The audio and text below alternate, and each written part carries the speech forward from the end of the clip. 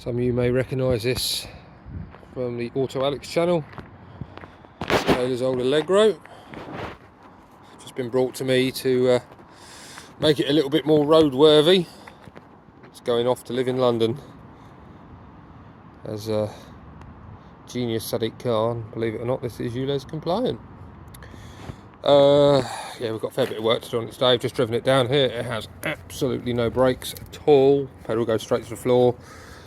No choke cable, so starting it's a bit of a pain in the arse.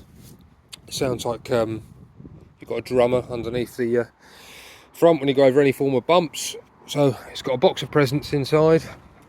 We're going to get it in the workshop, have a look over it, see what we find, and see if we can get it a little bit more roadworthy for the owner. So it's not taken long to find the noise over bumps.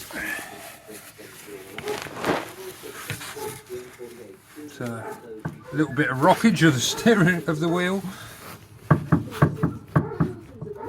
think there might be a little bit of play in that steering rack.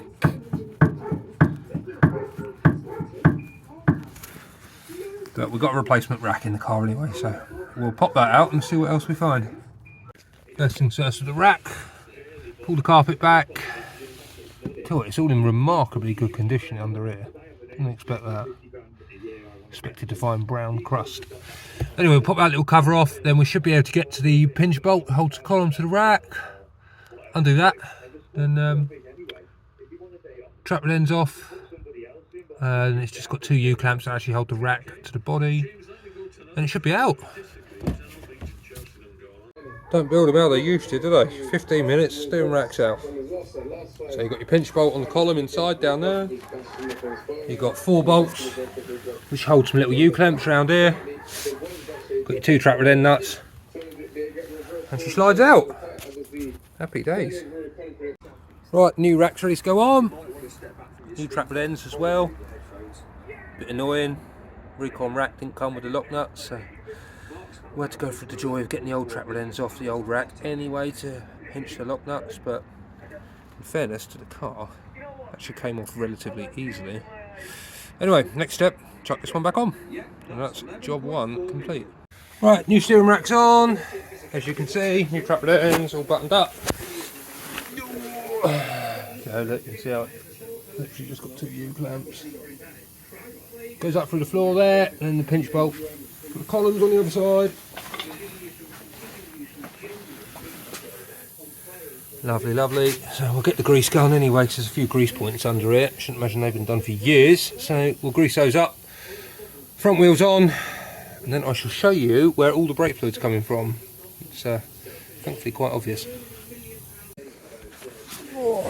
Right, let's give the wheelie a shaky now.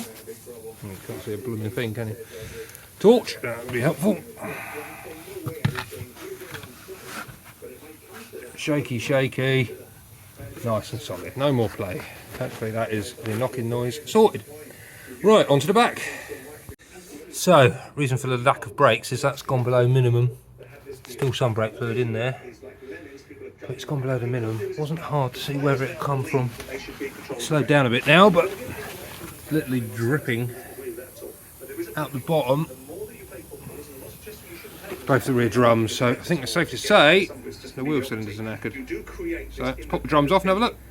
That's a nice touch, isn't it? Look, bit of originality. I mean, there's end float, and then there's end float. I think we'll tighten that one up a little bit. It's got to come undone and to come off anyway. Right, drums off.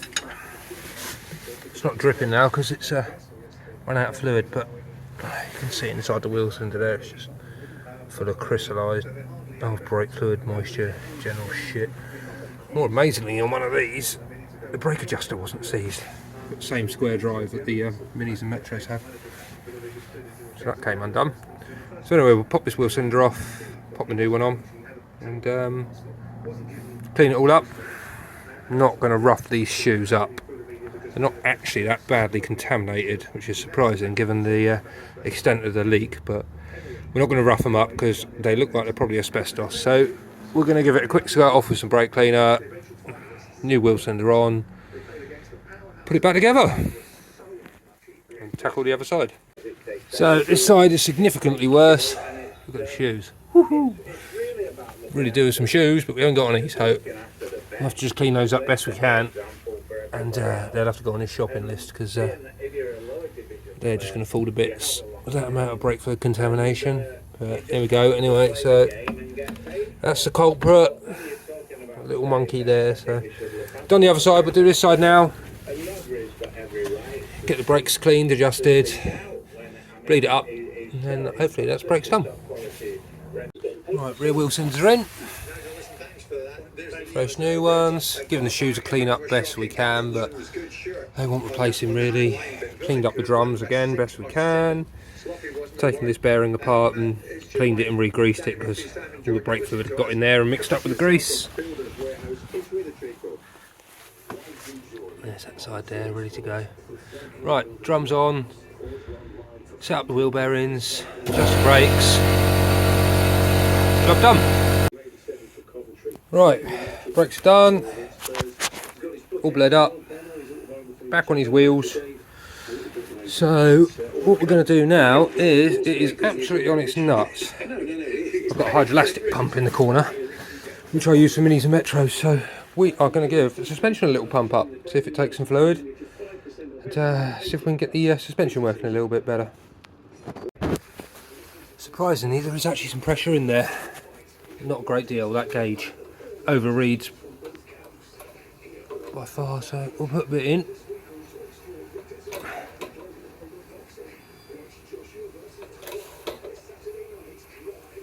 She's going up. Won't be too much inks. I think he quite likes the low rider look. We'll bring it up a bit because I was grounding out on the speed bumps down the lane coming in here, so it's a bit too low at the moment. How we're doing pressure wise, so we've put an extra 100 psi in. We'll go a little bit higher. Put them both to 400 on my gauge, which in reality is about 300. And that'll do, I think. Right, suspension's pumped up. We'll have a proper look at that once it's outside. Get the tape measure out, make sure she's all level. Right, it doesn't have a choke cable at the moment, so we have this top quality looking universal choke cable, which we are going to try and fashion onto here somehow. Then what we've got left to do. The wiper blades are non-existent, as you can see. So we're going to see what we can fabricate there, because obviously they're not standard wiper blades. So we'll have a little play, see if we can find something a little bit better. Then it's still a piece of shit, but other than that, I think it's a little bit more usable. It has brakes, it has steering, it has suspension of sorts. Yeah, happy days. Right, that's done. Now has a choke cable. That was probably actually the longest job on the car. The outer that the cable came with, as soon as you put any form of bend on it, the cable wouldn't move. We found the original outer in the car, so we've just put the inner of the new cable into the outer of the old cable, and that works lovely, lovely. So it should be a bit easier to start now. So what we've got left to do, have a look at the wipers. The indicators are a bit intermittent as well, so whilst the cowling's off, we'll have a look at those so we can clean up the contacts. Oh, that's how the choke cable attaches. Just got a little nut behind there, look, a little lock nut. Right, let's clean up those contacts on the indicators, stick the cowlings back on, do the wipers, torque the wheels, and I think we're done. Right, she's out the workshop. She's had a little run up and down the road. Drives lovely, lovely. Just taking the steering wheel off, straighten that up. Checked for the suspension levels, got her running nice and level, which is nice. We've got creative and made some wiper blades. That one we just put a rubber on the original. This one had all completely fallen apart, so we drilled a hole and fabricated a little pin to put that on there. Not perfect, but it does the job, doesn't it? Better than what was on there before. So successful day overall. She's had a new steering rack, rear wheel cylinders, cleaned up the rear shoes, greased the rear wheel bearings, Bread fluid out of all 4 corners, so she's got some nice fresh brake fluid.